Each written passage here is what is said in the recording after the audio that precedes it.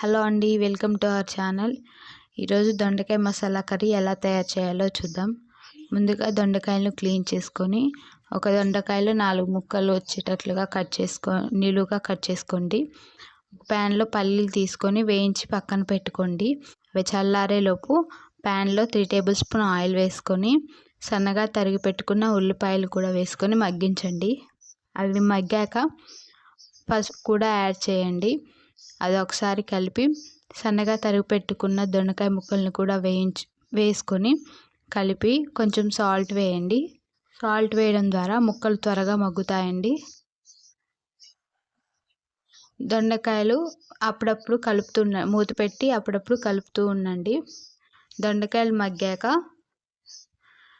మీరు ముందుగా రెడీ చేసుకున్న పల్లీల పేస్ట్ వేయండి. పల్లీలు పేస్ట్గా పట్టైన వేయండి, లేకపోతే ఇలా పొడిగా అయినా వేయండి. తర్వాత టమాటాలు కూడా కోసి పెట్టుకోండి, అవి కూడా మిక్సీ పట్టి పెట్టండి.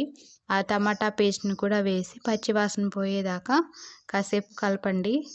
పచ్చివాసన పోయాక కారం, తగినంత కారం, ముందుగా సాల్ట్ వేసుకున్నారు కదా, చూసి మీ టేస్ట్కి తగ్గట్టు మళ్ళీ ఇంకొంచెం సాల్ట్ పడితే వేసుకోండి. మీకు ఎంత కారం తినాలో అంత వేసుకోండి. అది కలపండి.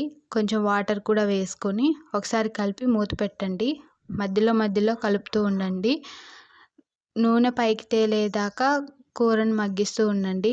నూనె పైకి తేలితే మన కర్రీ రెడీ అయినట్టేనండి. కొంచెం కొత్తిమీర కూడా వేసుకొని ఒకసారి కలపండి. ఎంతో టేస్టీగా ఉండే దొండకాయ మసాలా కర్రీ రెడీ అండి. ఇలా చేశారంటే మళ్ళీ మళ్ళీ చేసుకుంటారు. ట్రస్ట్ మీ, ఎప్పుడు ఒకే విధంగా కాకుండా ఇలా కూడా ట్రై చేస్తూ ఉండండి. ఈ వీడియో